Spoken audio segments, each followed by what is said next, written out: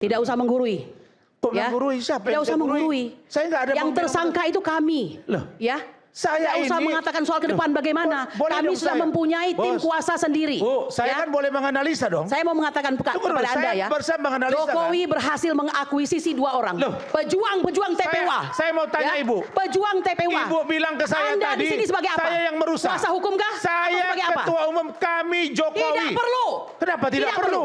Ini urusan TPWA. Siapa yang bilang? Siapa yang bisa melarang saya? Ini TPWA. Siapa yang melarang? Kalian berhasil menghancurkan perjuangan kami. Gimana? Seru kan nonton episode dari Rakyat Bersuara? Sebelum kita lanjut, jangan lupa like, komen, dan subscribe official YouTube dari Okezone. Kalau udah, sekarang kita lanjut yuk nonton Rakyat Bersuara. Nah, jadi saya jelaskan ke teman-teman semua dan pemirsa, inilah bahayanya kalau tadinya satu kelompok terus pecah belah, saling buka borok. Jadi inilah yang paling bahaya dalam sistem kita yang sedang memperjuangkan keyakinan masing-masing. Tapi is okay yang disampaikan Bang Damai. Saya mau interupsi. Kita maklumi sebentar. Saya mau interupsi. Sebentar, Nanti Bu. Anda boleh lanjutkan. Ya, Tadi sebentar. Anda mengatakan satu grup buka borok. Satu di antara orang yang merusak daripada kami itu adalah Anda. Lanjutkan. Kenapa saya yang merusak kalian? Bisa dikasih waktu? Ya, saya dulu dong. Nanti Ibu boleh jawab. Kan mengapa tadi katanya saya terusin ya. Oke, nanti saya beri kesempatan, Mbak. Saya terusin. Nah, sebenarnya kalau kita cerdas dan cermat, apa yang disampaikan oleh Saudara Gofur, disampaikan oleh Bang Damai Hari, tentang restoratif justice, yang disebut dengan restorasi keadilan.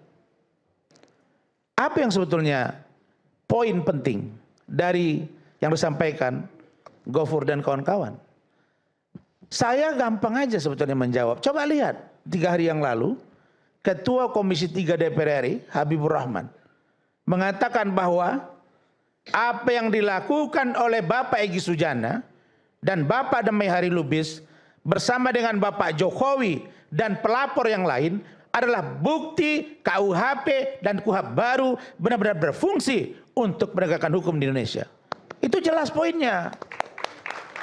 Jadi mereka itu sudah merancang, salah satu dari rancang bangun yang berhasil itu adalah ketika terjadi restoratif justice.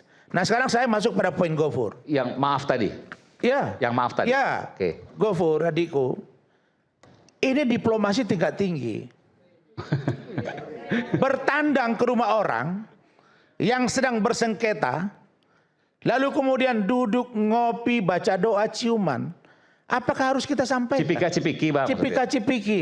Apakah harus saya ucapkan? Pak, saya mohon maaf ya Pak atas kesalahan saya. Baru dijawab, iya saya maafkan. Ini kekanak-kanakan. Apa bedanya ketika 2015-2019 Pak Prabowo dengan Pak Jokowi? Debat serang-serang termasuk netizen. Tapi mereka dengan duduk di kursi MRT, selesai itu masalah. Jadi yang saya katakan, kata-kata maaf tidak diatur secara tertulis bahwa harus ada kata-kata itu. Tapi stressing point saya adalah, kenapa terjadi RJ? Saya bisa satu, yang disampaikan Bang Damai. Yang kedua, saya dengar pernyataan Ibu Eli Danetti bahwa 13 Januari 2026 Ibu Eli Danetti mengajukan surat kepada penyidik untuk melakukan restoratif justice. Tanggal 8 Januari mereka bertandang ke Solo. Ketemu dengan Bapak Jokowi, terus Bang Egy Sujana memang bilang saya tidak minta maaf sama Bapak. Lalu kemudian Pak Jokowi mengatakan bahwa dengan datang selesai sudah. Jadi kalau kita mencerna, pentingkah kata maaf? Tidak penting. Yang penting sepakat untuk berbaik-baikan. Kenapa dipanggil polisi? Karena polisi itu diminta untuk menjadi saksi bahwa ada pertemuan 3 orang yang sedang bersengketa hukum. Satu Bang Egy Sujana, yang kedua Pak Damai Hari Lubis, yang ketiga Pak Joko Widodo. Yang penyidik itu Bang? Yes. Plus penyidik untuk menyaksikan itu. Nah untuk memperkuat argumentasi itu, maka Pak Jokowi memanggil Yakub Hasibuan. Untuk menjelaskan sudah ada pertemuan itu dan disetujui oleh restoratif justice. Follow up-nya seperti apa? 13 Januari tadi yang saya sebut, Bu Ida mengajukan surat. Jadi semua sudah dikaji di dalam oleh penyidik, maka keluarlah restoratif justice dan dihentikan proses sidik sehingga terjadi sampai saat ini. Itu poinnya. Jadi kita Jangan kita membuat rakyat menjadi bingung, seolah-olah kata maaf itu terlalu penting. Tidak ada. Tidak ada kata maaf yang diatur secara tertulis, barulah dinyatakan restoratif justice. Kalau kita berpikir ke sana, maka tidak akan pernah terjadi lagi nanti perdamaian orang. Harus diucapkan itu, kan orang ada malu-malu kucing juga. Tuh, baru kemudian berikutnya. Tentang Bang Egy. Dipersoalkan dengan Pak Damai. Mau mereka terima duit 100 miliar. Mereka ini ada naik mobil dipersoalkan. Bang Egy itu sedang berobat. Dia masih bisa berjalan. Tetapi pada saat yang bersamaan dia takut ketinggalan pesawat. Dia pakai kursi roda. Dan di Malaysia saya dapat info. Ini bukan mobil dia. Ini mobil ponakannya. Saya studi S2, S3 di Malaysia. Bisa. Yang saya mau katakan adalah bahwa apa yang terjadi hari ini harus menjadi koreksi bagi Roy Suryo CS. Tadi saya baru debat dengan Risman, salah satu TV swasta. Saya katakan penting bagi 6 orang lagi. Bu Kurnia. Ya, klaster 1 Bu Kurnia, Pak Rizal Fadila, Rustam Effendi. Klaster 2 RRT. Saya hanya mau katakan bahwa kalian harus mencermati bagaimana kalian ke depan. Kalau memang tidak mau restoratif justice, maju ke persidangan. Jangan selalu menyalahkan polisi. Bang Aiman, saya tidak minta digurui oleh orang tersebut. Tidak usah menggurui. Kok menggurui? Siapa tidak usah menggurui. Saya nggak ada. Yang tersangka itu kami. Loh, ya. Saya tidak usah ini, mengatakan soal ke depan bagaimana. Kami sudah mempunyai tim kuasa sendiri. Bu, saya kan boleh menganalisa dong. Saya mau mengatakan kepada Anda ya. Jokowi berhasil mengakuisisi 2 orang. Pejuang TPWA. Saya mau tanya Ibu. Pejuang TPWA. Ibu bilang ke saya Anda tadi. di sini sebagai apa? Saya yang merusak. Kuasa hukum kah? Saya ketua umum kami Jokowi. Tidak perlu. Kenapa tidak perlu? Ini urusan TPWA. Siapa yang bilang? Siapa yang bisa melarang saya? Ini TPWA. Siapa yang melarang? Kalian berhasil menghancurkan perjuangan kami. Ini rakyat bersuara. TV yang tampil untuk edukasi rakyat Indonesia. Sekedarnya saja. Sudah ya. Berlebihan ya. Jadi saya mau katakan begini. Saya mau mengatakan Anda dicabut saya kuasa mau katakan, oleh abang kami Bes ya, dicabut. Kalau karena Anda punya kepentingan. Anda diam dulu. Bes itu balada Egy Sujana. Bes apa Bas? Anda barangkali Bas. Makanya, saya bilang Bes, Bu Kurnia, Bang Egy Sujana, balada Egy Sujana. Bu Kurnia, ya. gentle lah kalian. Jangan bilang gentle, kau yang harus gentle ya. Saya katakan, Anda menghendaki kuasa dari Egy Sujana. Karena Anda mempunyai kepentingan, paham? Hanya 2 minggu lalu cabut. Saya mau mengatakan saya tersinggung sebagai PWA. saya Anda memasukkan mau orang Irjen Pol, ya, Ricky Sitohang, orang yang sinis kepada TPWA. Mengapa Anda masukkan? Jadi semua orang salah. Jangan ada orangnya di sini, jangan Bu. Jangan begini ya. ada orangnya di sini. Saya mau bilang begini ya. Saya mau bilang Bu, saya punya ya tanggung jawab moral juga ketika bangsa dan negara ini kita lihat diganggu oleh segelintir orang. Siapa yang mengganggu? Ya.